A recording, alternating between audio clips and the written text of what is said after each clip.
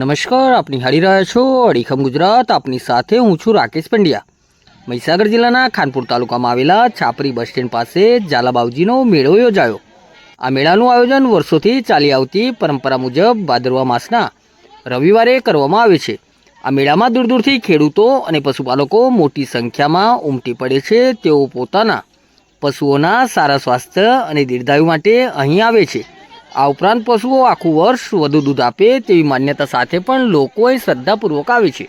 ખાનપુર તાલુકાના બડેસરા, છાપરી, રંગીલી, ભાદરોડ અને સાપડિયા જેવા આસપાસના ગામના લોકો ખાસ કરીને આ મેળામાં ભાગ લે છે। તેઓ ઝાલાબાવજીના મંદિરે શ્રીફળ વધેરી દીપ પ્રગટાવે છે। ત્યારબાદ તેઓ મંદિરનો પ્રસાદ પોતાના પશુઓને ખવડાવે છે। કુદરતી સૌંદર્ય અને મહાદેવના સાનિધ્યમાં યોજાતો આ ઝાલાબાવજીનો મેળો પશુપાલકો માટે ખાસ એક મહત્વ ધરાવે છે।